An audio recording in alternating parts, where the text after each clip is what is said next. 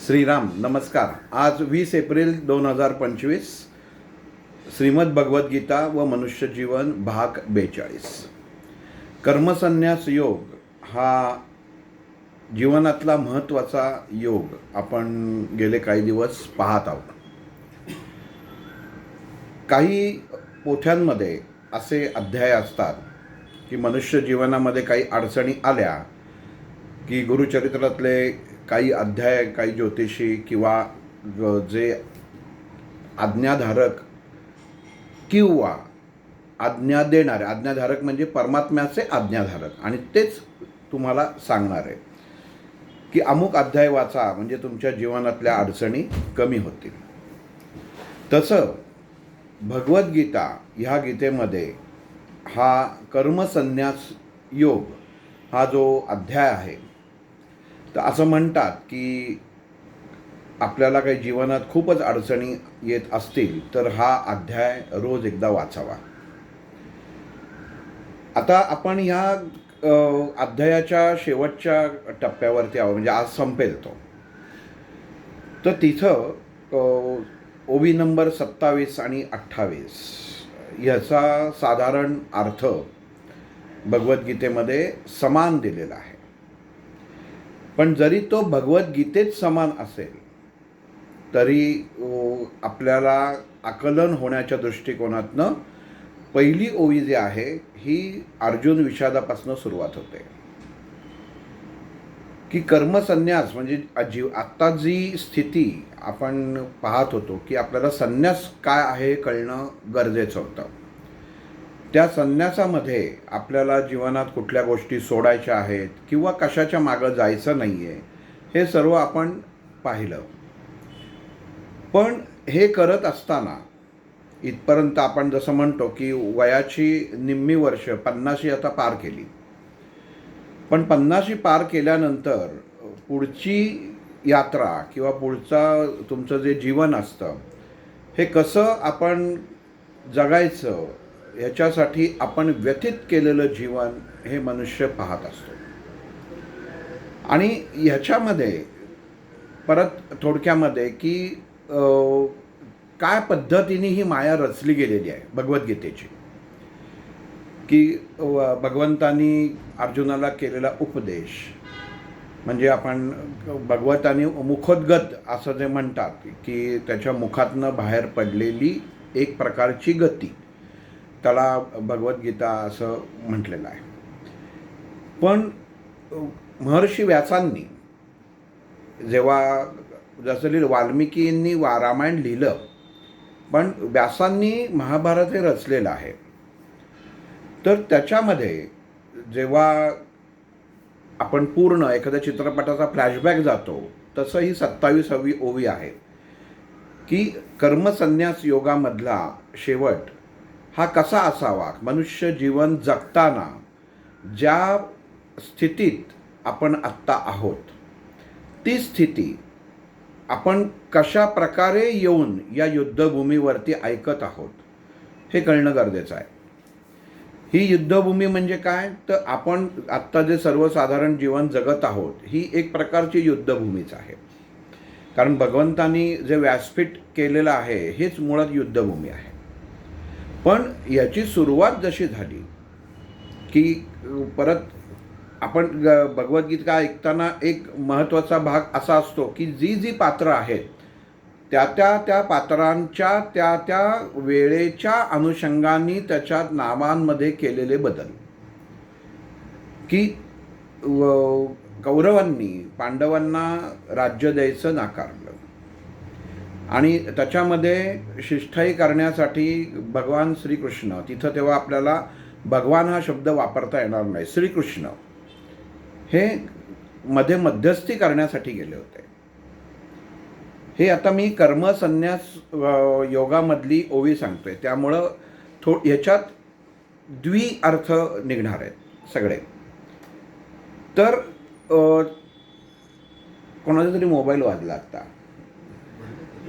तर मुळामध्ये कसं आहे की जेव्हा व्यासांनी महाभारत हे रचायला सुरुवात केली किंवा भगवद्गीतेची सुरुवात जी आहे ती अशी आहे की संजय आणि धृतराष्ट्र हे एका ठिकाणी बसलेले आहेत राजवाड्यामध्ये, आणि धृतराष्ट्र हा संजयाला विचारतोय की युद्धभूमीवरती धर्मक्षेत्रे कुरुक्षेत्रे त्या ठिकाणी काय चाललेलं आहे, की माझे अनुज हे काय करतायत. हा पहिला इथनं भगवद्गीतेला वास्तविक सुरुवात होते. पण व्यासांनी ह्याचं व्यासपीठ जे जसं युद्धभूमी ठेवली तसं ह्याचा पाया या भगवद्गीतेचा हा त्यांनी आधीच रचला. त्यावेळच्या कथेमधला नायक हा श्रीकृष्ण होता. बाकीचे सर्व होते पण नायक त्यावेळचा श्रीकृष्ण होता. मध्यस्थी करायला भगवान श्रीकृष्ण तिथे येतात. इथं मी भगवान ते माझ्या मुखात बसलाय म्हणून पण श्रीकृष्ण हा शब्द महत्त्वाचा आहे, की येतो आणि ती शिष्टाई करायला बघतो. की आपण लहानपणापासून गोष्ट वाचली की सुईवरच्या टोका एवढं सुद्धा जमीन देणार नाही. या सगळ्या काल्पनिक गोष्टी आहेत. म्हणजे आपण काल्पनिक म्हणजे काय, तर सुई एवढं टोका एवढी जमीन येते का, हा पहिला प्रश्न आपल्या मनामध्ये उत्पन्न व्हायला पाहिजे. तर त्याला दुसरा अर्थ असा आहे की मी काहीच देणार नाही, म्हणून ते सुईच्या टोका एवढी सुद्धा भूमी देणार नाही असं त्याच्यात आहे. इथं व्यासांनी अजून एक गोष्ट अशी केलेली आहे की मनुष्य जीवन जगताना आपल्या घरामध्ये किंवा आपण बाहेर जे संघर्ष करत असतो तेव्हा दोन पार्ट्या ह्या एकमेकांच्या समोर असतात. एका ह्याच्यामध्ये उत्तम गुणवत्तेची उत्तम बुद्धिमत्तेची माणसं असून सुद्धा त्या चुकीच्या गोष्टींना पाठिंबा देत असतात, आणि एका ठिकाणी धर्माच्या अनुसरून चालणारी माणसं असतात पण त्यांच्याकडं भौतिक स्थिती म्हणजे आपण ज्याचं संपत्ती म्हणतो तर ती काहीच नसते. आणि ह्याच्यात भगवंत म्हणजे विचारधारा, श्रीकृष्ण ही विचारधारा आहे. श्रीकृष्ण हा त्यावेळी कुठला देह असा त्याच्यात नव्हता. तुम्ही कुठल्या विचारधारेने, म्हणजे कौरवांची सभा समोर भरलेली आहे, एका बाजूला आपण बघत आहोत की भीष्माचार्य, कृपाचार्य, द्रोण, कर्ण, दुर्योधन, दुःशासन, शकुनी बसलेले आहेत, आणि एका बाजूला पांडव आहेत. तर हे आपल्या मनाच्या दोन अवस्था आहेत की एका बाजूला या सर्व गोष्टी आहेत, म्हणजे त्या वाईटामध्ये चांगलं पण आहे पण एका बाजूनं फक्तच चांगलं आहे. बरं, त्या ज्या चांगल्या घटना आहेत त्या चांगल्या घटनांमध्ये दोघंही तुल्यबळ विचारधारेचे आहेत. दुर्योधन हा जेव्हा श्रीकृष्णाला बेड्या घाला असा, म्हणजे त्याला बंदिवान बनवा असा आदेश आपल्या सेवकांना देतो. म्हणजे एखादी व्यक्ती, एखादं स्वरूप नंतर जेव्हा श्रीकृष्ण दाखवतो त्याच्या आधी त्याचे मामा सांगत असतात की ह्याच्या नादी तू लागू नकोस, वासुदेवाच्या नादी तू लागू नकोस.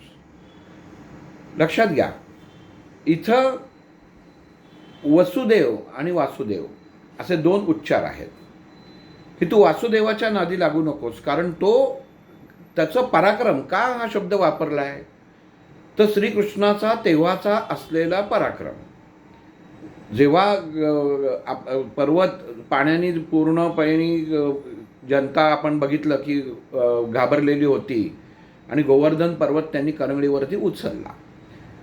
तर ही कथा, ही गोष्ट त्या क्षणी पूर्ण न सांगता फक्त नामावलीतनं शकुनींनी दुर्योधनाला सांगितली होती की तू वासुदेवाला नीट ओळखलं नाही आहेस, वासुदेवाशी तू असं वागू नकोस. अर्थ असा असतो की आपण जेव्हा एखादी गोष्ट किंवा नाम त्या त्या विशिष्ट वेळी घेतो तर तेव्हा आपल्याला कळतं की हे नावाच्या पाठीमागं इतिहास काय आहे किंवा काय गोष्ट आहे. तसं तेव्हा ती एक प्रकारची शकुनी दुर्योधनाला समज द्यायचा प्रयत्न करतो एका शब्दामध्ये की हा वासुदेव आहे, म्हणजे तू याच्याशी वागताना अदबीनं वाग, की हा काहीही करू शकतो. करंगळीवरती पर्वत उचलणारा हा कुठंतरी परमेश्वराचा अंश आहे हे शकुनीला माहिती होतं, पण स्वतःच्या मनामध्ये असलेली सूड भावना ही त्याच्या डोळ्यासमोर झापड करत होती की, आणि त्याला उद्देशच असा होता की या 100 कौरवांचा नाश करणं, पण त्यांच्याच पक्षात राहून नाश करणं. म्हणजे व्यासांनी हे इथं रचून लिहिताना आपलाच माणूस आपला घात करतो हे मनुष्याला ही भगवद्गीता किंवा आपण महाभारत वाचतो तेव्हा लक्षात यायला पाहिजे की काय परिस्थिती आहे. दुसरी गोष्ट, शकुनीचा त्याच्यामध्ये असलेला स्वार्थ. त्यांनी एकदा म्हणजे जेव्हा शकुनी मृत पावतो तेव्हा त्याला स्वर्गप्राप्ती झालेली आहे. त्यांनी भगवंताची आठवण करून दिली होती दुर्योधनाला, पण त्याला ती कळली नाही कारण बुद्धिभ्रष्ट झाली होती. म्हणून त्यांनी कुठल्याही प्रकारामध्ये जर तुम्ही महाभारत वाचलं तर अनुमोदन काही कुठल्या गोष्टीला दिलं नाही आहे त्यांनी. कारण जसं कृष्णाला धर्मस्थापनेसाठी हे युद्ध व्हावं असं वाटत होतं तसंच हे युद्ध अटळच आहे आणि हे अटळच राहावं ही शकुनीची सुद्धा इच्छा होती. म्हणजे आपल्या विचारांमध्ये बसलेला परमात्मा आणि आपल्याच विचारांमध्ये बसलेलाच शकुनी आपल्या मेंदूची जागा घेऊन आपल्याला हलवत असतो. आपल्या देहामध्ये हे दोन बसलेले आहेत. एका बाजूला कृष्ण आहे, एका बाजूला शकुनी आहे. शकुनी हा लपलेला आहे, जे आपण म्हणतो अविचारी मन, हे शकुनीचं आहे की मला हे करणं प्राप्तच आहे, माझा बाकी जीवनामधला उद्देश काहीच नाही, हे मला स्वीकारायचं आहे आणि ह्याच्यासाठी माझा जीव गेला तरी चालेल, पण मला ही गोष्ट करून मोकळं व्हायचं आहे. याला अविचार म्हणतात. आणि भगवंताचं बरोबर विरुद्ध गोष्ट होती. पण भगवंतानी तिथं असं कधीच केलं नाही कृष्णाने की ह्या शकुनीला कुठल्याही प्रकारे शिक्षा घडवली किंवा त्याला बाजूला केलं. कारण धर्मस्थापनेसाठी अशा गोष्टी कारवाया करणाऱ्या व्यक्तींची सुद्धा गरज असते. म्हणजे आपला डाव किंवा आपल्या धर्मस्थापनेचा जो उद्देश आहे याच्यासाठी समोरच्या गोष्टीतनं किंवा एखाद्या शत्रू पक्षातनं फुटीर असणं गरजेचं होतं. पण हे फक्त श्रीकृष्णालाच माहिती होतं की हा ह्याच्या मधला विचार काय आहे, ह्याचा मनसुबा काय आहे, बाकीच्यांना माहीत नव्हतं. पण जेव्हा दुर्योधनाला श्रीकृष्ण स्वतःचं स्वरूप दाखवतो, मोठं आपण जे म्हणतो की एक त्यांनी स्वतःचा देह सर्वात मोठा करतो. विश्वरूप दर्शन ते नाही, पण हा उपदर्शन आहे. म्हणजे भगवद्गीतेमध्ये व्यासांनी श्रीकृष्णांनी अर्जुनाला उपदेश केलेला आहे. उपदेश या शब्दाचा अर्थ असा आहे, मुख्य शब्द आहे आदेश, की जो तुम्हाला पाळायलाच लागतो. पण जो उपदेश केलेला असतो तो म्हणजे तुम्हाला एक प्रकारचं समजावून सांगणं की त्याच्यावरती तुम्ही अंमल करून चांगलं चाललात तर चांगलं आहे, वाईट उपदेश केला तर वाईट आहे. म्हणून उपदेश हा शब्द व्यासांनी हे भगवद्गीता किंवा महाभारत जेव्हा लिहिलं गेलं तेव्हा उपदेश हा शब्द वापरलेला आहे की उपआदेश. आदेश हा अर्जुनाला होताच, पण त्यांनी कसं वागायचं ह्याचं नाटक करणंही गरजेचं होतं. मग जेव्हा ही सभा झाली तेव्हा अर्जुन तिथं होताच आणि मग त्या सभेतच वास्तविकपणे अर्जुनाला ही कल्पना यायला पाहिजे होती की जेव्हा वाटाघाटी झाल्या होत्या, कौरवांच्या बाजूला नारायणी सेना होती, नंतर जेव्हा भेटायला गेले तेव्हा नारायणी सेना जेव्हा त्याला मिळाली तेव्हाही अर्जुनाला विचारायची वेळ होती की नको आपण हे युद्ध करायला नको. तेव्हाही श्रीकृष्णाने त्याला विचारलं की तुला पार्थ वाटतं का आपण युद्ध करावं, की तुला हे युद्ध करणं हे तुला कितपत योग्य वाटतं, असे प्रश्न श्रीकृष्णाने अर्जुनाला विचारले. म्हणजे इथं श्रीकृष्ण अर्जुनाला युद्धापासून परावृत्त करत नव्हता, तर अर्जुन हा नक्की युद्ध करणार ना याची खात्री करून घेत होता. कारण आपण एखाद्याच्या मार्फत जर काम करून घ्यायचं असेल तर मनुष्य पहिलं हे नक्की करतो, कन्फर्म करतो की हा मनुष्य आपल्यासाठी काम करेल का नाही. आणि मग त्यांनी ते अर्जुनाची निवड केलेली होती. कारण पाची भावंडामध्ये अर्जुनाची निवड करणं म्हणजे फक्त कारण एकच होतं की अर्जुन ज्ञानी होता आणि स्थितप्रज्ञ होता. म्हणजे ह्या अवस्थेमध्ये ज्या ज्या गोष्टी आपण संस्कारित लागतात त्या सर्व गोष्टी अर्जुनामध्ये सामील होत्या. आणि तसा पांडवांमध्ये अर्जुन हा श्रीकृष्णाच्या जवळचा होता. जसा आपण वाचतो की तो सखा होता त्याचा, म्हणून काहीतरी हा नक्की करेल ही त्याला खात्री होती. पण जेवढी व्यक्ती स्ट्रॉंग म्हणजे कणखर असते तेवढीच ती तुटायला सुद्धा एक क्षणभर लागतो.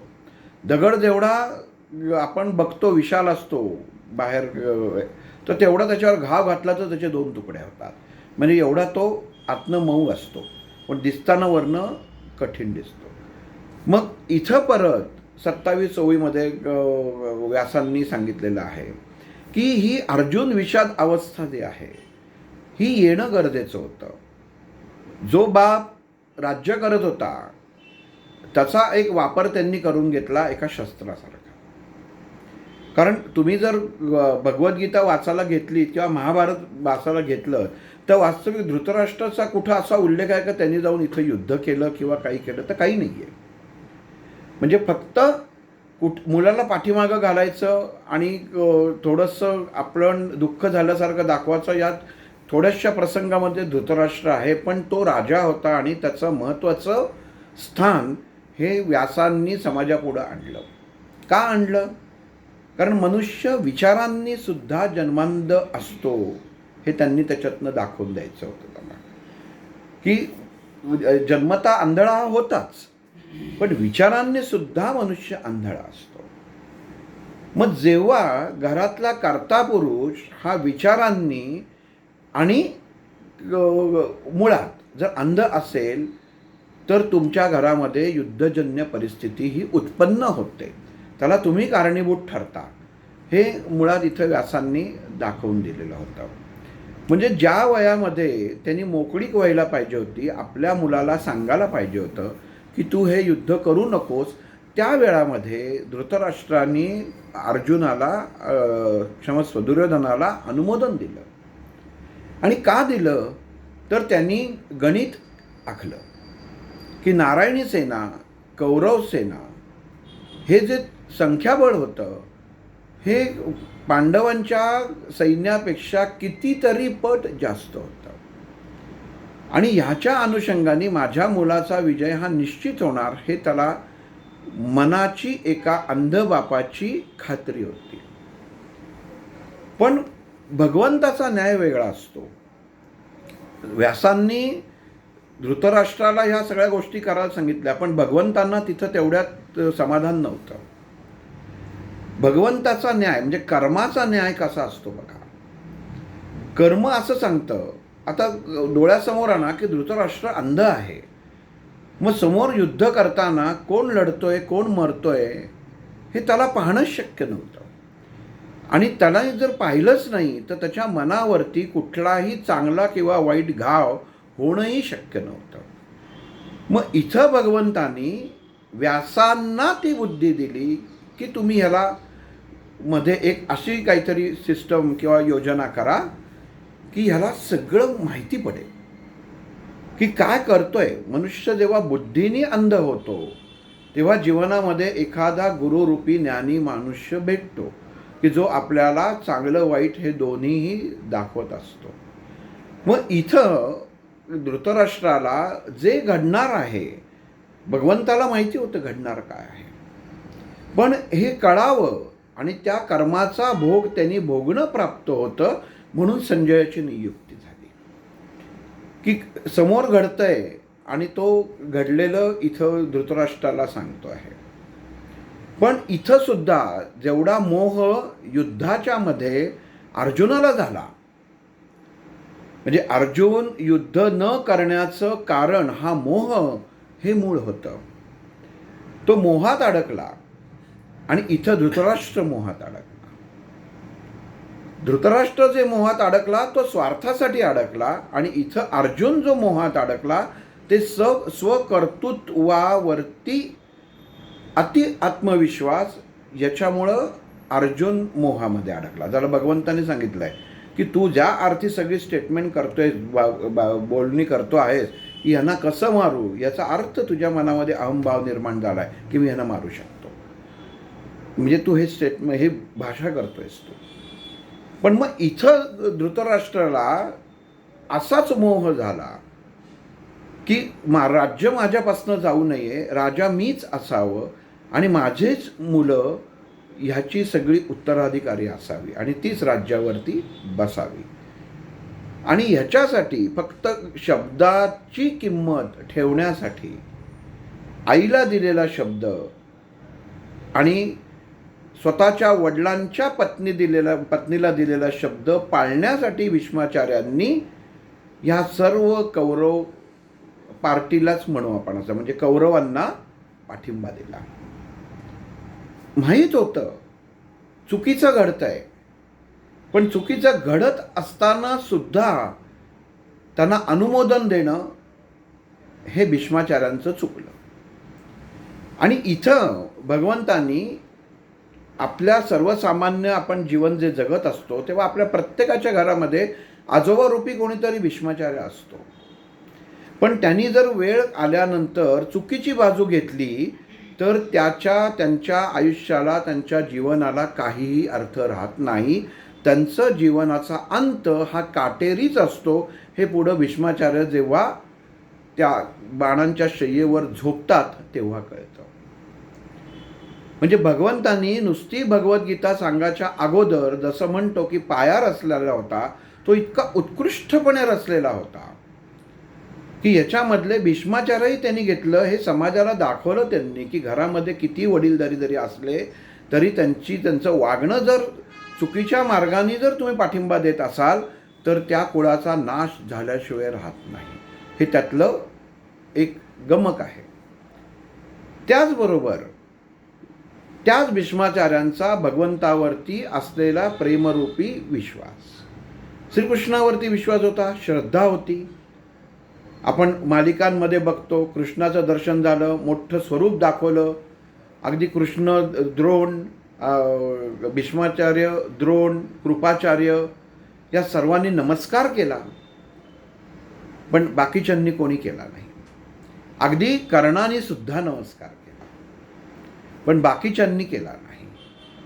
बाकीचे ओळखून होते की हे काय आहे, हा भगवंत आहे आणि त्याच्या विरुद्ध आपण लढाई करतोय. पण मनुष्य बुद्धी जेव्हा घाण ठेवतो तेव्हा तो आपल्या जीवनाचा ऱ्हासमार्गावरती चालत असतो. म्हणजे कर्मसन्यास योगामध्ये आपण जो संन्यास बघितला, तिथं जर द्रोणाचार्य म्हणाले असते की नाही मी आत्ता इथं संन्यास घेतो, जे श्रीकृष्णाला अपेक्षित होतं, जर तुम्ही लढणार नसाल, तुम्हाला माहिती आहे तुम्ही आचार्य आहात, तुम्ही शिक्षक आहात, आणि जर शिक्षकच चूक करायला लागला तर विद्यार्थी हे चुकीचेच वर्तन करतात, हा विचार द्रोणाचार्यांनी करायला पाहिजे होता. पण भगवंतांनी समाजापुढं ह्या द्रोणाचार्यांचा असा आदर्श ठेवला की पुढच्या पिढीला कळायला पाहिजे की आपण जो गुरु करतोय किंवा आपण ज्याला गुरुतुल्य मानतो आहे हा कसा आहे, हे डोळे उघडे ठेवून पहा. म्हणजे द्रोणाचार्यांना जेव्हा कळलं की आपल्याला कौरवांच्या बाजूनीच लढायचं आहे, कारण तशी त्यांनी त्यांचा त्याच्यात स्वार्थ काय होता, इथं प्रत्येकाचा स्वार्थ आहे. भीष्माचार्यांनी दिलेला शब्द, भीष्माचार्यांनी घेतलेली प्रतिज्ञा हा स्वार्थ आहे. तिथं धर्म त्यांना महत्त्वाचा वाटला नाही. द्रोणाचार्यांना माहिती होतं की अर्जुनापेक्षा सर्वश्रेष्ठ धनुर्धर या पृथ्वी तलावरती कोणी नाही. त्यांना हेही माहिती होतं की कर्ण हा एकमेव व्यक्ती असा आहे की जो अर्जुनाशी लढू शकतो. म्हणजे ह्या दोन्ही गोष्टी माहिती जरी असल्या किंवा आपलाच विद्यार्थी हा सर्वोत्कृष्ट धनुर्धर विरुद्ध पार्टीत आहे हे माहिती असून सुद्धा फक्त स्वतःचा जो दुसऱ्याबद्दल घ्यायचा बदला होता त्या बदल्याच्या भावनेने ते कौरव यांच्या टीममध्ये सामील होते, द्रुपद राजाला शिक्षा करण्यासाठी. म्हणजे हा स्वार्थाचा भाव झाला. हे मी तुम्हाला का सांगतोय की भगवंतांनी कसा एक भगवंत आपण पत्त्याचा सिक्वेन्स असतो ना, तसा श्रीकृष्णाने अगोदर सिक्वेन्स सगळे लावून ठेवले होते. इतकं सोपं त्यांनी गणित करून ठेवलं होतं. भीष्माचार्यांना एका बाजूला की नाही ही तुमची चूक आहे, तुम्ही बाजूला इथंच. द्रोणाचार्यांचं त्यांना तसंच.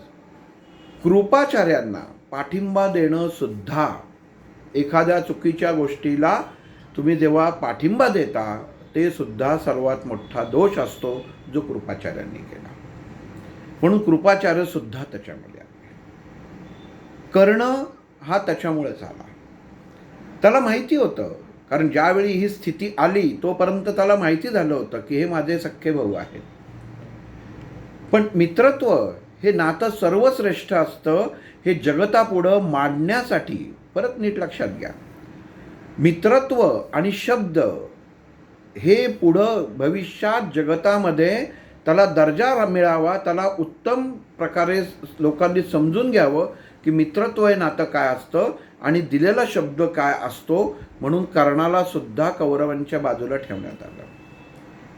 त्याचेही गुन्हे झालेले होते. गुन्हा काय झाला होता, एका स्त्रीची विटंबना होत असताना त्यांनी दिलेलं त्याच्या पाठीमागं बॅकिंग, म्हणजे त्याला सांगितलेलं होतं कौरवांना की नाही तू जे करतोयस ते योग्य करतोयस. वास्तविक त्याला मनातनं माहिती होतं की ही माझी म्हणजे भावांची बायको आहे.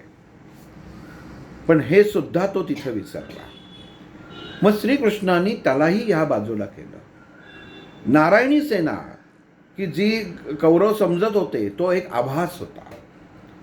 वास्तविक ती सेनाच नव्हती, तो फक्त आभास परमेश्वराने उत्पन्न केला होता की एवढी सेना, विशाल सेना. पण तिथं सेना नव्हतीच, तो आभास होता. आणि जेव्हा मग मनुष्य दुःशासन झालं की त्यांनी मग ह्या प्रत्येक जर कौरवांचं पात्र तुम्ही बघितलं तर भगवान श्रीकृष्णांनी हे मुद्दामून एका बाजूला केलं होतं. मग कर्मसन्यास योगामध्ये ही गोष्ट सांगितलेली आहे की जी व्यक्ती आपण जो जसा अर्जुन विषाद योग, सांख्य योग, कर्मयोग, कर्मसन्यास योग हे जे आत्तापर्यंत बघत आलोय त्याच्या अनुषंगाने कुठंही वागलेले नाहीत. आणि म्हणून त्यांना एका बाजूला उभं केलं गेलं. आणि मग ह्यांना उभं केल्यानंतर धर्माची स्थापना कशी करावी ह्याचा विचार भगवंताच्या मनामध्ये आला होता. उपदेश करताना तुम्हाला तशी परिस्थिती निर्माण करायला लागते. याच्यात सहभागी झालेल्या सर्व जणांमध्ये अगदी परशुराम सुद्धा होते. किती योजना एखादी भगवद्गीता सांगायची किंवा भगवद्गीता तर याच्यासाठी किती योजना अगोदरपासनं या भगवंतांनी आखून ठेवली होती. स्वतःचाच अंशात्मक अवतार परशुराम जो ह्या कर्णाचा गुरु झाला आणि त्याच्याकडनंच शेवटी तू विद्या विसरशील म्हणून त्याच्याशी बोलून मोकळा झाला. हे काय सांगतोय तर हा कर्म संन्यास योगातला तो भाग आहे की भगवंत आपल्या समोर ही प्रलोभनं देत असतो. परमेश्वर आपल्याला उच्च सगळं देत असतो. पण जिथं जर तुम्ही कुठं खोट आली, तुमच्या जीवनामध्ये तुम्ही खोटं वागलात तर तो क्षणामध्ये काढून देतो. हा तिथं एक भाग भगवंतांनी या कर्णाच्या मार्फत लोकांना सांगितला. कसं असावं हे कर्णासारखं असावं. पण एकच गोष्ट चुकली त्याची की तो म्हणजे खोटं बोलला. म्हणून गुरूंनी फक्त केलं एवढं काही अगदी त्याला सगळे विद्या त्याची काढून घेणे इतपत त्यांनी अपराध केलेला नव्हता. पण त्यांनी तो अपराध केला जो भगवंतांनी स्वतः ठरवूनच ठेवलं होतं की ह्याला अपराध करायला भाग पाडायचं. कारण का तर म्हणजे एक धर्मस्थापनेसाठी ही सगळी आटापिटा श्रीकृष्णांनी केलेला होता. आपण कधी वाचलंय का की श्रीकृष्णाचं नातेवाईक किंवा जवळचा या युद्धामध्ये प्रत्यक्ष सहभागी आहे? तर त्याचा सहभाग नाही आहे. हे सगळी एका बुद्धिबळाची जशी सोंगट्या असतात तसे ह्या सगळ्या कौरव पांडव म्हणजे सोंगट्या होत्या. आणि याच्यामधनं योग सांगण्यासाठी म्हणून अर्जुनाची निवड केली होती. म्हणून त्याला पहिल्यांदा अर्जुनाची मानसिक अवस्था ढासळणं गरजेचं होतं. पण ती ढासळतच नव्हती.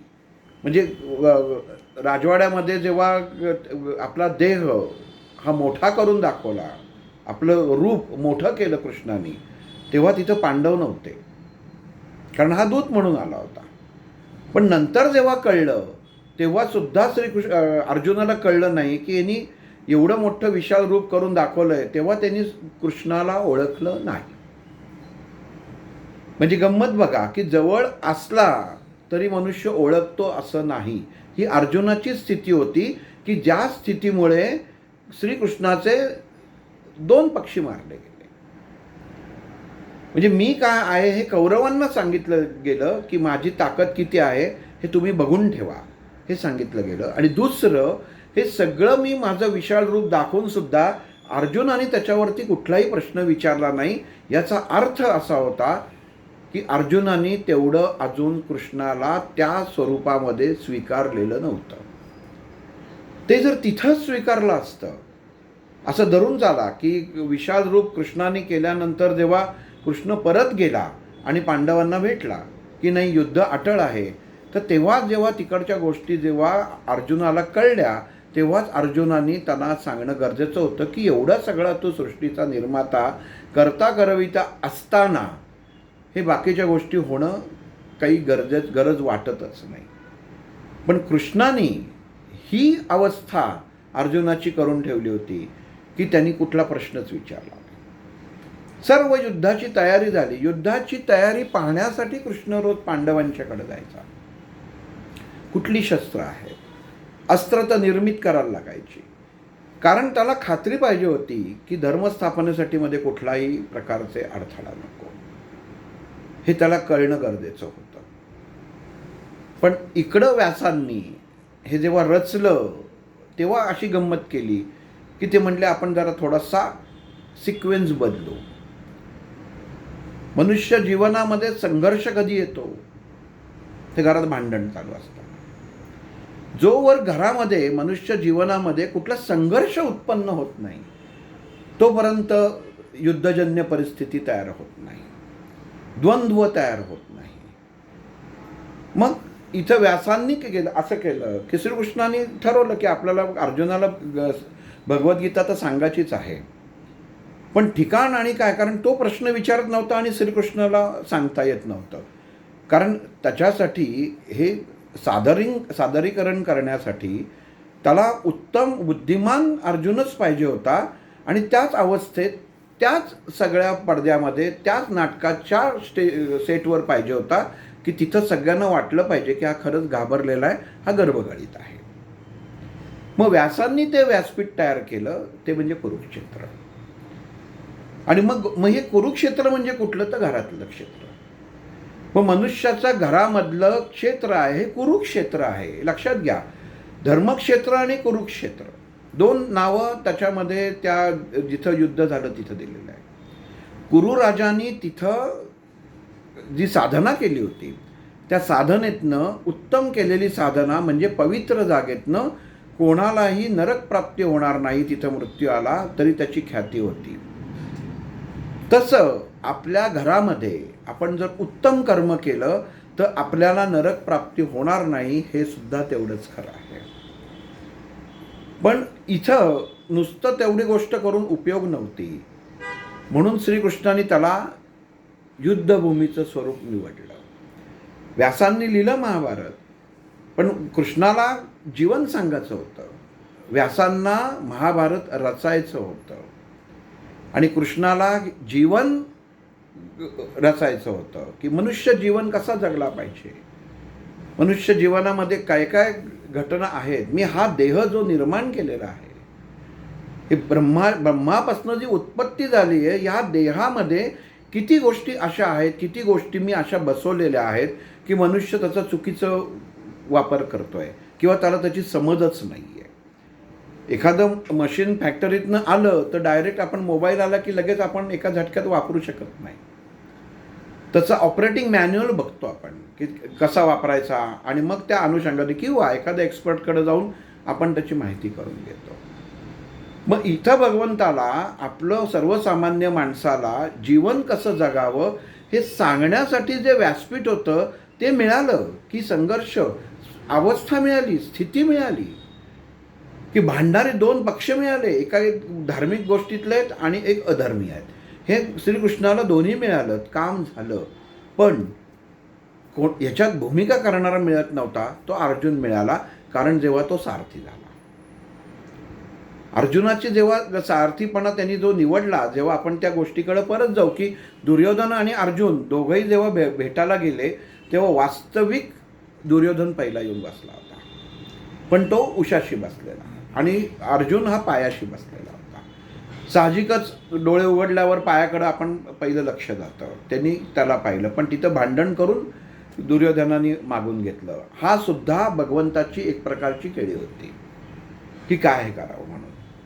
कारण गंमत अशी होती की जर समजा अर्जुनाला जर पहिला दिलं असतं की बाबा ठीक आहे अर्जुना तू माग काय ते, आणि अर्जुनाने कृष्णाला मागितलं असतं, कृष्णालाच मागणार होता आणि कृष्णाला मागितलं असतं तर कदाचित दुर्योधन म्हणला असता की कृष्णा तू आमच्याबरोबर ये.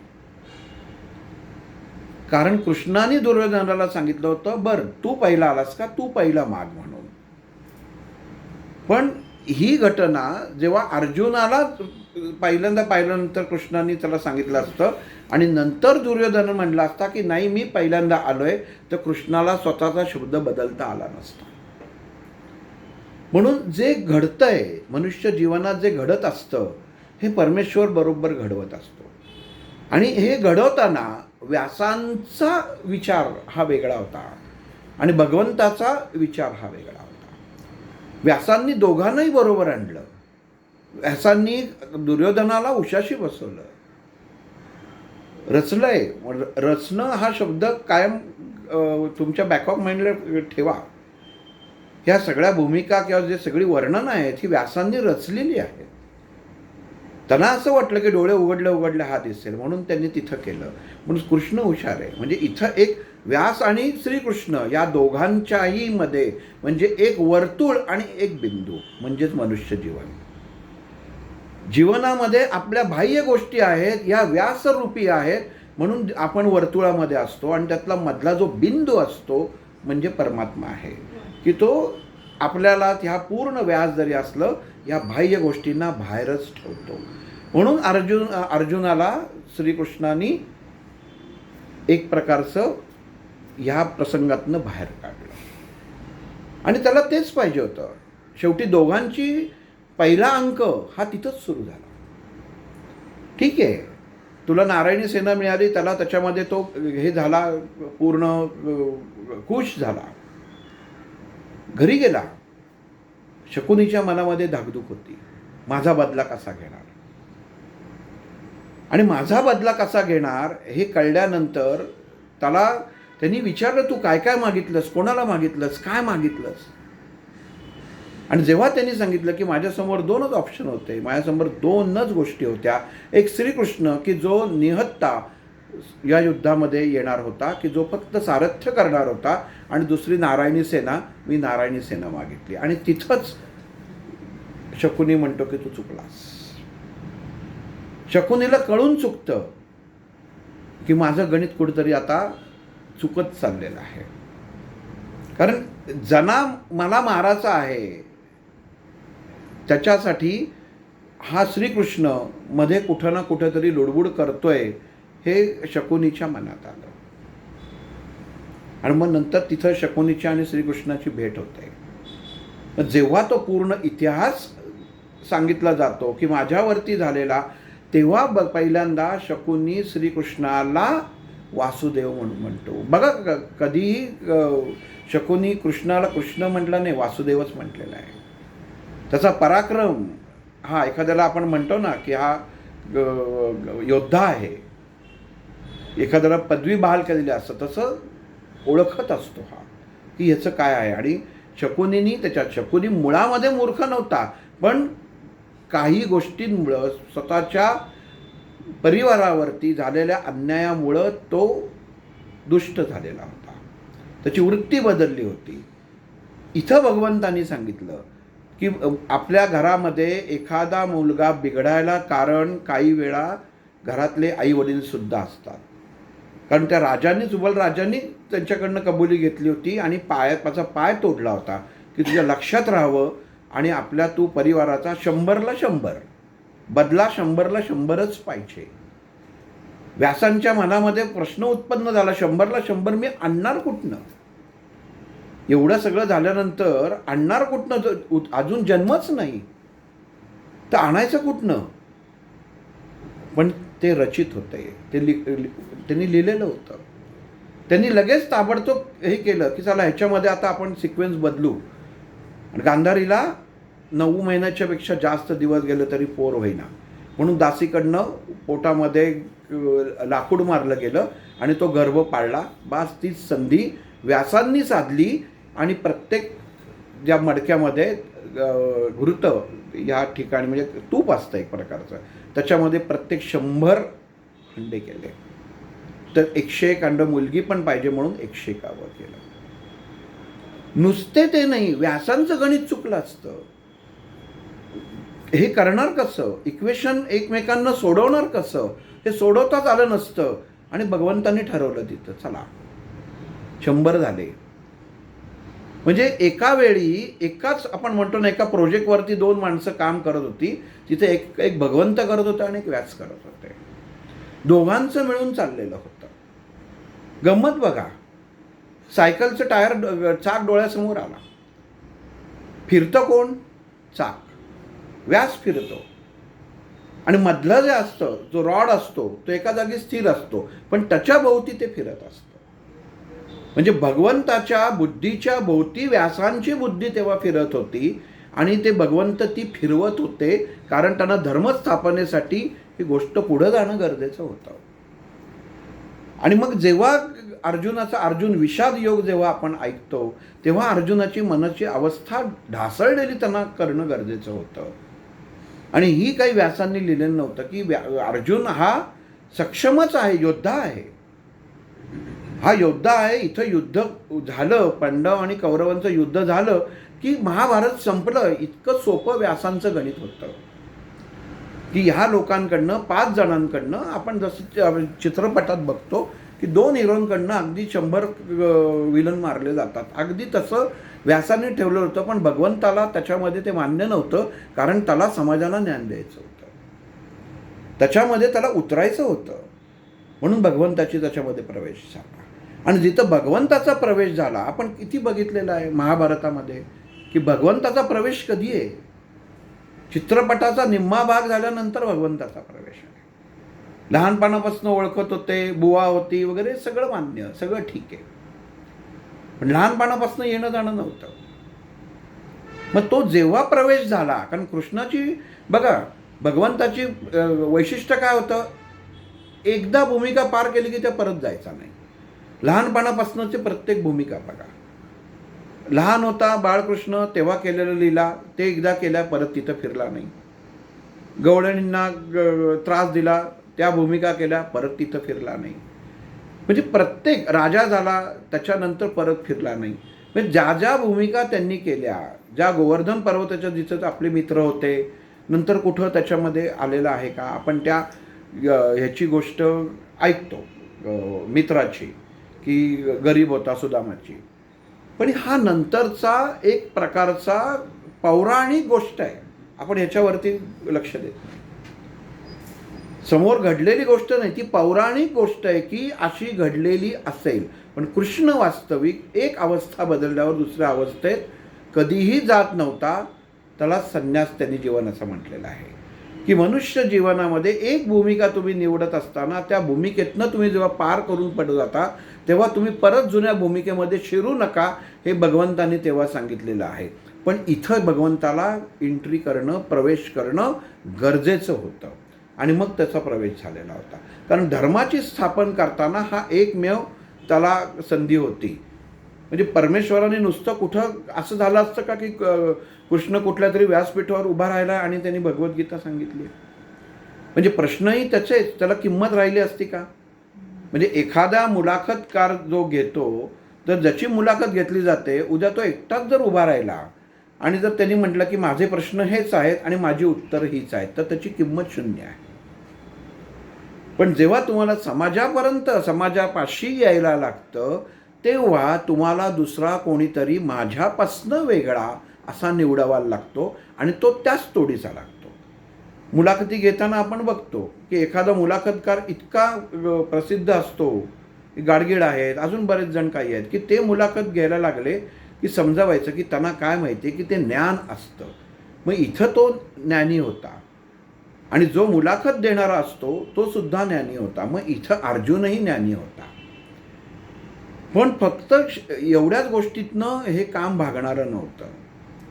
म्हणून अर्जुनाला त्या अवस्थेत ढकलणं हे श्रीकृष्णाला गरजेचं होतं. मानसिक अवस्थेचं खच्चीकरण हा भगवंत जसं करतो, एखादी गोष्ट आपण उत्तम प्रकारे जेवत असतो, छानपैकी त्या जेवणाचा आस्वाद घेत असतो आणि एक क्षण असा येतो की काही होत नाही, गॅसेसमुळे छातीत कळ वाढते आणि ती कळ मारली की ती मारल्या तो मनुष्याचा त्या जेवणामधला आनंद जातो.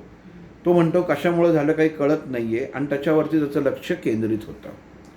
आणि ते लक्ष केंद्रित झाल्यावर जोपर्यंतची शहानिशा होत नाही तोपर्यंत त्याला काही बरं वाटत नाही. ही भगवंताचीच एक प्रकारची केलेली कृती असते की तू कसं जगाचं आहेस ना हे दाखवण्यासाठी हे मी करतोय, म्हणून ही भगवद्गीता आहे. म्हणून मग अर्जुन विषाद योग हा तेवढ्यासाठी आहे की समोर जेव्हा आपण आपल्या घरात येतो, आता इथनं आपण आपल्या स्ट्रेट घरात येणार आहोत. मग आपण आपल्या जेव्हा घरात येतो आणि जेव्हा आपण पाहतो की आपल्याच घरातले आपले विरोधी म्हणून समोर उभे राहिलेले आहेत. विरोधी म्हणजे काय, अगदी भांडण तंटण जसं कौरव पांडवांचं होतं तसं नाही आहे, पण आत्ता तरी 60-70% इस्टेटीवरनंच होतात. म्हणजे तसंच जनरली आपण आत्ता पाहतोच घरामध्ये आहे.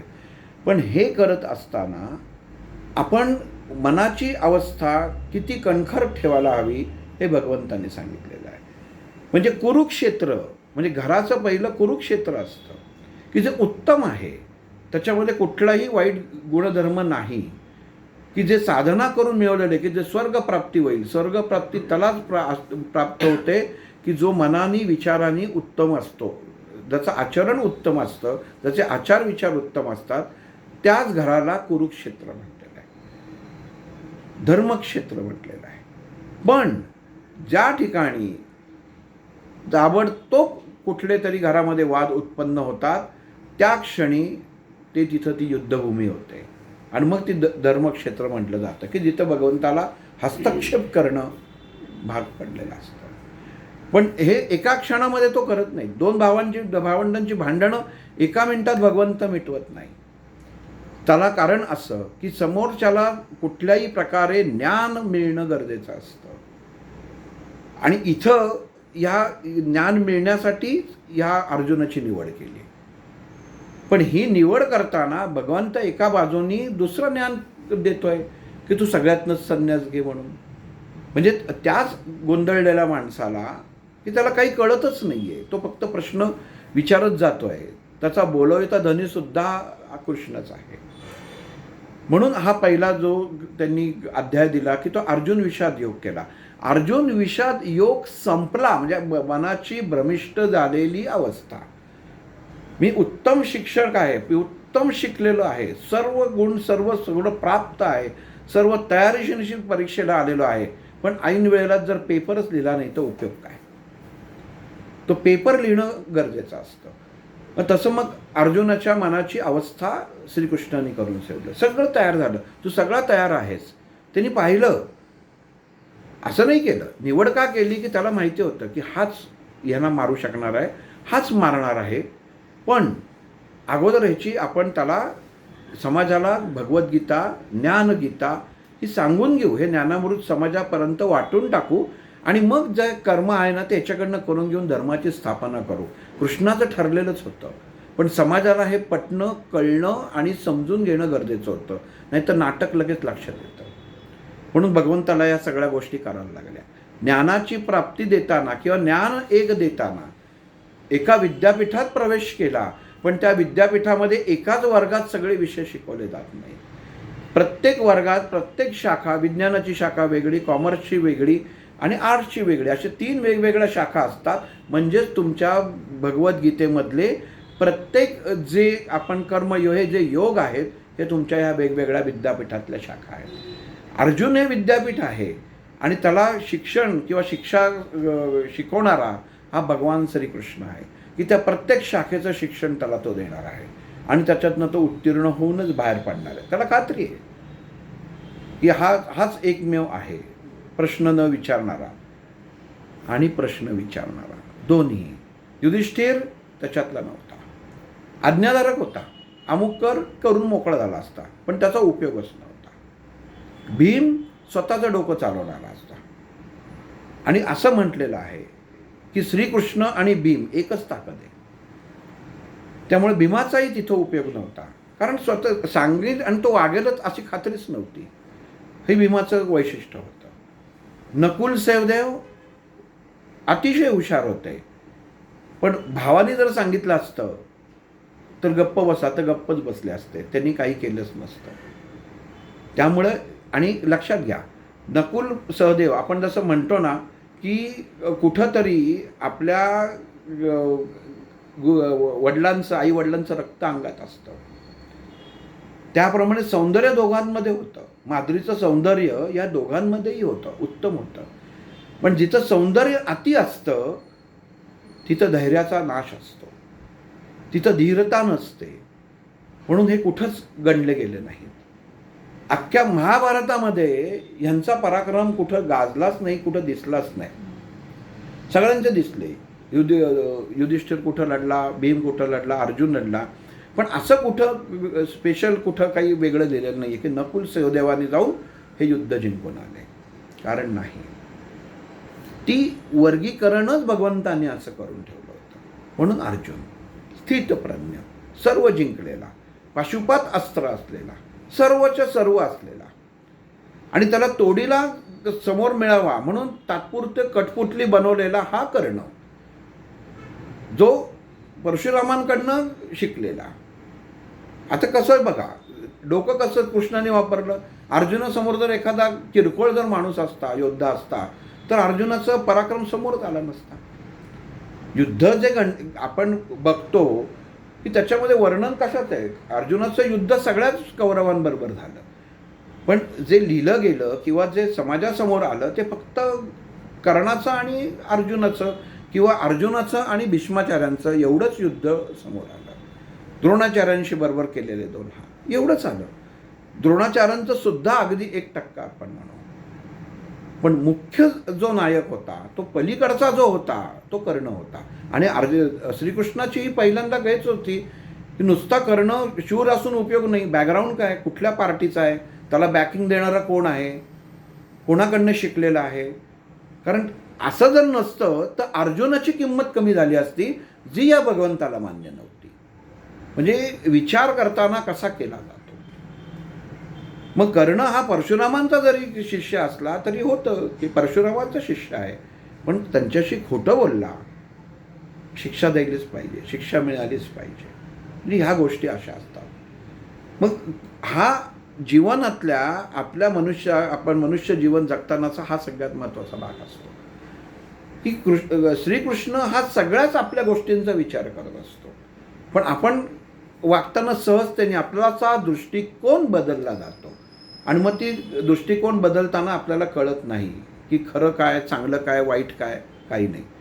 पण भगवंत तसं करून देत नाही. म्हणून हा अर्जुन महत्त्वाचा होता. म्हणून पण तो ढासळलेला, म्हणून अर्जुन विषाद योग त्यांनी केला. मग सांख्य योग त्यांनी केला की मनाची अवस्था, विचारांची अवस्था याचा ताळमेळ हा खरंच गरजेचा आहे का, ह्याच्यातनं मोकळा होणार आहे का. म्हणजे पहिली अवस्था अर्जुन विषाद योग म्हणजे ढासळलेला आहे, तो संन्यास झाला, ती अवस्था संपली, तो मोकळा झाला, ती संन्यास अवस्था झाली. संन्यास म्हणजे मोकळं होणं, ती अवस्था झाली. त्याच्यानंतर सांख्य आला की मी करू शकणार आहे का, आणि करताना मला कुठल्या पद्धतीने विचार करायला पाहिजे, हे सांख्य मार्गाने मांडलं गेलं. म्हणून त्याच्यामध्ये ती अवस्था भगवंतांनी अर्जुनाच्या बाबतीत निवडली सांख्य योगाची. ही दाखवली समाजापुढं की काय होऊ शकतं, कुठपर्यंत मनुष्य गळू शकतो, कुठपर्यंत गर्भगळीत होऊ शकतो आणि कुठपर्यंत गर्विष्ठ होऊ शकतो. अशानं मारू मी ज्याच्यासाठी हे मी कोणासाठी पाशुपत अस्त्र घेतलंय, यांच्यासाठी की ज्यांचा काही दोष नाही, त्यांच्यासाठी घेतलंय. इथं अर्जुनाचा मूर्खपणा लक्षात येतो की तो स्वतःच्या सैनिकांना सुद्धा सहजतेने असं वाटत होतं की मी यांना सहजतेने घेतोय, सहजतेने त्यांना मारू शकतो म्हणून. पण एक छोटीशी गोष्ट सुद्धा दुसऱ्याला, छोटी एक आपण म्हणतो ना की एक मुंगी सुद्धा हत्तीला नाचवू शकते, हे तिथं अर्जुन विसरला होता. म्हणून हा अख्खा सांख्ययोग भगवंताला अर्जुनाला सांगायला लागला, म्हणजेच समाजाला सांगायला लागला की तुम्ही घरामध्ये वागताय, बाहेर वागताय, तुम्ही घराबाहेर तुम्ही मॅनेजर असाल, पण घरात आल्यानंतर तुमची भूमिका बदलते. तुम्ही वडील असता, आई असता, तर ती भूमिका बाहेरची घरामध्ये गाजवायचा प्रयत्न करू नका, नाही तर या कुरुक्षेत्राचं धर्मक्षेत्र व्हायला वेळ लागणार नाही आहे. म्हणजे बाह्य घटना या बाह्य अवस्थेतच ठेवून या, त्या अंतर्मनामध्ये तुम्ही आणू नका किंवा आतमध्ये आणू नका, हे भगवंतांनी अर्जुनाला सांख्ययोगामध्ये सांगितलं. पुढं कर्मयोग जिथं आला तेव्हा त्या कर्मयोगामध्ये काय सांगितलं की कर्माचा भाग आपल्याला कळणं गरजेचं आहे, स्वीकारणं गरजेचं आहे. पूर्वकर्म काय आहे, संचित कर्म काय आहे, क्रियमान कर्म काय आहे आणि प्रारब्ध काय आहे, हे स्वीकारणं गरजेचं आहे. कोणी कोणाला मारत नाही, कोणी कोणाला त्रास देत नाही. भगवंताने हे सिक्वेन्स लावलेले आहेत, हे तुम्हाला स्वीकारायलाच पाहिजे. तुम्हाला आज चांगलं खायला मिळालं तरी तुम्ही ते आनंदाने खाल्लं पाहिजे. आणि आज जर खायला मिळालंच नाही तरीसुद्धा तुमच्या चांगल्यासाठीच भगवंतांनी काहीतरी ही उपाययोजना केलेला आहे, ह्याची खात्री पाहिजे. म्हणजे हा कर्माचा मार्फत भगवंतांनी लोकांना सांगितलेलं आहे की तुम्ही कर्म कसं करताना त्याच्याच पद्धतीने फळ मिळणार आहे. आंबा लावल्यावर आंबाच येणार आहे, चिक्कू येणार नाही आहे. ते कर्म उत्तम करा. म्हणून कर्मयोगामध्ये त्यांनी अर्जुनाला सांगितलं की कर्म उत्तम कारण तुला करणं प्राप्त आहे. तुला तेव्हाच जे संन्यास वाटत होता तो संन्यासी किंवा मी बाहेर जाईन आणि मी ह्याच्या कोणाच्याच मृत्यूला कारण ठरू शकणार नाही, तर तसं होत नाही. मृत्यूला कारण आपणच ठरत असतो, हे लक्षात घ्या. समजा तसं झालं नसतं आणि अर्जुन बाहेर गेला असता, आपण धरून चालू असं की अर्जुनाने युद्धातनं माघार घेतली असती आणि तो संन्यास आश्रमासाठी वानप्रस्थाश्रम त्यांनी स्वीकारला असता. आणि जर युद्धामध्ये सैनिक मारले गेले असते तर त्याचं खापर अर्जुनाच्या माथी फुटलं असतं. कारण ज्या जनतेचा तुला नेता केलेला आहे त्याचं सांभाळ करणं हे तुझं कर्तव्य आहे. त्या कर्तव्यापासून तू बाजूला गेलास, त्या अर्थी त्याचं पातक जे आहे हे तुझ्याच नशिबी येतं, तुझ्याच माथी फुटणार आहे. त्यामुळं तिथंही त्याला जाता आलं नाही. तिथं श्रीकृष्णाने त्याला समजवलं की काय करायचं आहे जीवनात, कसं वागायचं आहे, संचित काय आहे आणि तू काही कारण नाही आहेस, तू फक्त निमित्त आहेस, हे तिथं पटवून द्यायचा प्रयत्न केला. तिथनं नंतर त्यांनी सांगितलं की षडरिपूंवरती तुला विजय प्राप्त करणं गरजेचं आहे. मनुष्य षडरिपूंवरती विजय प्राप्त करत नाही, जो त्याच्यात अडकून राहतो. आणि त्याच्यात अडकलेली व्यक्ती ही कधीच बाहेर पडू शकत नाही. म्हणजे ह्या कर्मसन्यास योगामधल्या शेवटच्या 4 ओव्या अशा आहेत की ह्या शिकवतात की तुम्ही आत्म्याशी, आपण बघितलं की आत्माशी एकरूपता कसं व्हावं. 39व्या का 40व्या भागात आपण पाहिलेलं आहे की आत्मस्वरूप म्हणजे काय, आत्मज्योत म्हणजे काय, आत्म्याशी. तिथनं संन्यास हा शब्द तिथं कसा येतो आणि त्या संन्यासातनं आपण बाहेर कसं पडायला पाहिजे. मग हे जे सगळे षडरिपू आहेत, मग इथं भगवंतांनी या जेव्हा कर्मसन्यास योगामध्ये जेव्हा शेवटपर आला आणि पुढच्या अध्यायात जायच्या वेळी त्यांनी अर्जुन प्रश्न विचारतो, त्याच्या आधी भगवंत या कर्मसन्यास योगामध्ये अर्जुनाला त्या मानसिक अवस्थेमध्ये नेऊन ठेवतो.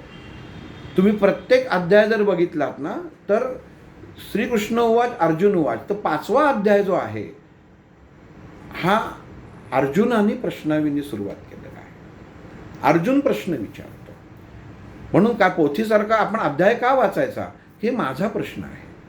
जीवन कसं जगावं, काय आहे, षडरिपूंवरती कसा विजय प्राप्त करायचा, तर ह्या शेवटच्या श्लोकामध्ये मग श्रीकृष्णाने सांगितलेलं आहे की ध्यान योग, मेडिटेशन पण सांगितलं, कशा प्रकारे आपण ध्यानाचा मार्ग स्वीकारला पाहिजे, श्वासोश्वास कसा घेतला पाहिजे.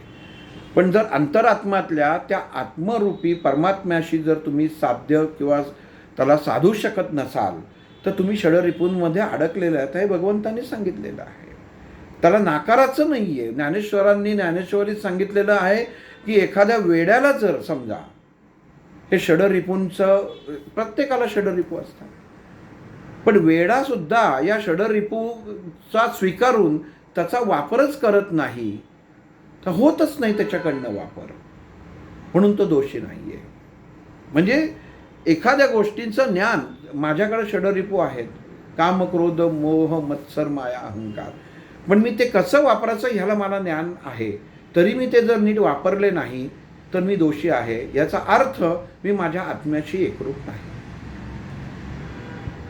पण ही जर वेड्यांनी केलं तर वेड्यांना सुद्धा त्याच्यामध्ये गोष्टी आहेत. वेडा एखादी गोष्ट आपण बघतो की वेड्याच्या नादामध्ये तो एखाद्या स्त्रीची आबरू लुटतो, पण तरी तिथं भगवंतांनी सांगितलेलं आहे की हा त्याच्यात अडकलेला नाही आहे, हा त्या स्त्रीचा पूर्वकर्मेचा दोष, ह्याला छळलं होतं त्यातनं बाहेर आलेला आहे. हे आत्ताच्या याच्यामध्ये सांगून स्वीकारणं थोडं कदाचित अवघड असेल, पण तो त्या रिपूंमध्ये अडकूनच बसत नाही, कारण त्याला माहितीच नसतात की माझ्यामध्ये देहामध्ये षडरिपू आहेत. ते ज्ञानी माणसालाच माहिती असतात. म्हणून भगवंतांनी ज्ञानी मनुष्याचं वर्णन केलेलं आहे. कर्मसन्यास योगामध्ये जो मनुष्य ज्ञानी आहे त्याला भगवंतांनी महत्त्व दिलेलं आहे की मनुष्य ज्ञानी असणं खूप गरजेचं आहे. तुकाराम महाराजांचं सारखं म्हणजे अलिप्तता कशी असावी याचंही उदाहरण दिलेलं आहे. की सगळे ऊसाची मोडी त्यांना भेट मिळते आणि सगळ्यांना वाटत देतात, एकच ऊस घेऊन येतात घरी, ऊस घेऊन येतात, बायकोला देतात, हा ग ऊस एकच मोडी मिळाली होती तर एकच ऊस मला तुझ्यासाठी घेऊन आलोय. बायको इतकी चिडते की त्या ऊसानी तुकारामांना मारते, त्याचे 2 तुकडे होतात. म्हणजे आजच्या काळात जर बघितलं तर कसं होईल, पण तुकाराम महाराजांना ती बाई त्या ऊसानी मारते, 2 तुकडे होतात आणि तुकाराम महाराज तिला नमस्कार करतात, म्हणतात वा 2 झाले, एक तू घे एक मी घेतो. किती म्हणजे भगवंतानी कशी लीला रचल्या आहेत बघा. मनुष्याने तुकाराम महाराजांनी हे दिलेलं आहे आणि त्याच तुकाराम महाराजांनी लिहिलेलं आहे की नाठाळाच्या माथी मारावी काठी, आणि तेच ही गोष्ट करतायत. नामदेव महाराज सुद्धा 90-92 वर्ष जे जगले, त्या जगण्यामध्ये सुद्धा त्यांनी फक्त देहाचा देवाचा प्रसार केला, स्वतःसाठी जगले नाही, आत्मरूप झालं. आणि मग त्याच्यामधनं त्यांनी शिकवलं की तुम्ही परमेश्वराची कसं एकरूप व्हावं. या कर्मसन्यास योगापर्यंत जिथं आलोय तेव्हा अर्जुनाला श्रीकृष्ण किती वेळा सांगतोय की तू माझ्यात सामील हो, तुझं दुःखच संपलं. पण तिथं तो होत नाहीये, कारण दोन्हीकडनंही खेळ तिथं तो कृष्ण खेळतोय. तू हो पण सांगतोयस आणि नको हो पण सांगतोय, झालाच तर सगळी गडबड होईल, पण तूच हो. म्हणजे जर परमेश्वर स्वरूप झालं तर याचा अर्थ तिथं तुमचं अस्तित्व राहतच नाही. हा त्याच्या पाठीमागचा दृष्टिकोन आहे. आपण मेडिटेशनला बसतो, ध्यानाला बसतो, एखादी मूर्ती समोर आणतो, एखादं चित्र आणतो, ओंकार आणतो, त्याच्यावर कॉन्सन्ट्रेशन करतो आणि त्याच्यावर स्थिर केल्यानंतर एक वेळ असं होतं ना की समोरची मूर्ती दिसणं बंद होतं किंवा मग आपल्याला झोपायला लागते. दोन्हीपैकी एक गोष्टी होतात. पण हळूहळू सरावानी जर तुम्ही त्या मूर्तीवर तुमचं चित्त स्थिर केलं तर एक क्षण असा येतो की तुम्हाला ती मूर्ती तिथं दिसतच नाही. याचा अर्थ असा असतो की ती मूर्ती तुमच्या हृदयात स्थिर झालेली आहे, तुम्ही त्याच्या पलीकडे गेलेले आहात. मग भगवंताने अर्जुनाला ही संन्यास योग संपताना ही गोष्ट सांगितली की सर्वसाधारण माणसाला जीवनामध्ये जीवन जगताना इतकं ध्यानाची गरज आहे, इतकं एक केंद्रीकरणाची गरज आहे की तिथे त्याला हे षडरिपू दिसलेच नाही पाहिजे. हे आहेत पण त्याची तुम्हाला कल्पना नाही आली पाहिजे. त्यांचं कामच आहे, कानाचं काम ऐकणंच आहे, पण ऐक, पण ते तू आत घेऊ नकोस, त्यांनी तुझा आत्मा हलवू नकोस, त्यांनी तुझं मनाला अस्थिरता करू नकोस. कारण मन हेच या षडरिपूंचा नायक आहे, तेच यांच्यावरती अंमल करतं. जिभेला सांगितलं बोलू नको तरी ती बोलते, नाकाला सांगितलं वास घेऊ नको तरी ते घेतं, डोळ्यांना सांगितलं पाहू नको तरी ते पाहतो. ही सगळी गोष्टी ज्या आहेत ना अर्जुना, ह्या सगळ्या विकारांकडे जाणाऱ्या गोष्टी आहेत. म्हणून आत्मस्वरूप आत्मदर्शन होत नाही. आणि मग हे आत्मदर्शन जर प्रत्येकाला झालं तर मनुष्याला जीवनामध्ये जीवन जगताना खूप सहजता येईल. पण मग आत्मदर्शन कसं व्हावं? नुसतंच योगाने व्हावं का? योगक्रियेने व्हावं का?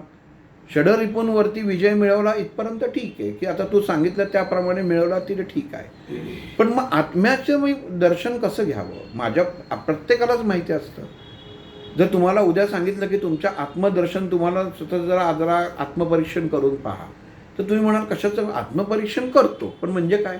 स्वभावाचं तो स्वभाव झाला, वागण्याचं ते वागणं झालं. मग आत्मपरीक्षण म्हणजे काय? तर भगवंताचा जो बिंदू तुमच्या देहामध्ये स्थित आहे त्याला तुम्ही न्याय देताय का? तुमचा देह चालवणारा जो परमात्मा आहे त्याचं जसं ओळख आहे त्या अनुषंगाने तुम्ही वागताय का? त्याला आत्मपरीक्षण म्हणतात. म्हणजे देहामधल्या स्थित असलेल्या परमात्म्याचीच जर तुम्ही लाज राखली नाही तर याचा अर्थ तुम्ही निर्लज्ज आहात. म्हणून आत्मपरीक्षण गरजेचं आहे. मग इथं भगवंतांनी अर्जुनाला सांगितलं की अर्जुना, जीवनामध्ये जगताना तू समोरच्यांकडे जे युद्धजन्य परिस्थितीत बघतोयस ना, त्याच्यामध्ये आत्मपरीक्षण सुद्धा असणं गरजेचं आहे. स्वतःपुरता फक्त उपयोग किंवा स्वतःपुरता विचार करू नकोस. मनुष्य जीवन जगताना घरामध्ये सुद्धा फक्त स्वतःपुरता विचार करत असतो किंवा फक्त आपल्या घरापुरता विचार करत असतो. तर तसं नाही आहे. त्या परमात्म्याने काय नियम घालून दिलेले आहेत त्याच्या अनुषंगाने विचार होणं गरजेचं आहे. नियम काय आहेत म्हणून आत्मपरीक्षण गरजेचं आहे. मग इथं अर्जुन श्रीकृष्णाला प्रश्न विचारतो की हे केशवा, तू एवढं जे सांगतोय हा आत्मा तर मला कळलं की असं काहीतरी आहे चैतन्यमय शक्ती की जी ह्या सर्व रिपूंवरती अंमल करायचा प्रयत्न करते. तर इथं मग श्रीकृष्ण त्याला थांबवतो आणि सांगतो की नाही, आत्मा ही शक्ती आहे, ही त्या इंद्रियांना शक्ती देते. इंद्रिय ही जागृत अवस्थेत आहेत त्याचं कारण हे आत्मा आहे की जे एका ऊर्जेप्रमाणे ऊर्जेचा स्रोत आहे. पण ह्या इंद्रियांवरती संयमता यायला पाहिजे आणि ती संयमता आली की तुम्हाला आत्मज्योत तुझ्या देहामधली हृदयामधली प्रज्वलित व्हायला पाहिजे. म्हणजे तुला कळेल की मी योग्य वागतोय ते. आणि इथं एवढं बोलून भगवंतांनी अर्जुनाला हा कर्मसन्यास योग म्हणजे अगोदरचा विषय तू सोड, कर्मामध्ये जो काय तू आत्तापर्यंत तू शिकलेला आहेस हे सोड. सोड म्हणजे काय? नको त्या गोष्टी सोड. पाहिजे तेवढंच बरोबर ठेव, सगळ्या गोष्टी बरोबर घेऊ नकोस. आणि हा आत्मस्वरूप, आत्मानंद, आत्मपरीक्षण म्हणजेच फक्त आणि फक्त परमात्म्याचं झालेलं आपल्याला दर्शन आहे.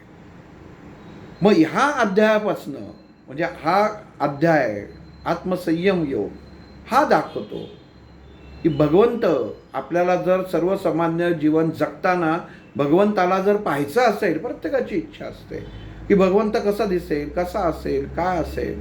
आपण एखाद्या आकृतीवरनं, चित्रावरनं, मूर्तीवरनं आपण फक्त त्याचा अंदाज बांधतो की हा असा असू शकेल. पण भगवंतांनी सांगितलेलं आहे की तुझ्या देहामधला जर भगवंत तुला जर पाहायचा असेल तर त्याच्यासाठी त्या आत्म्यासाठी संयम असणं खूप गरजेचं आहे. मग हा संयम काय आहे हे भगवंतांनी अर्जुनाला पुढच्या योगात सांगितलेला आहे. मग तो योग आपण पुढच्या आठवड्यात बघू. श्रीराम.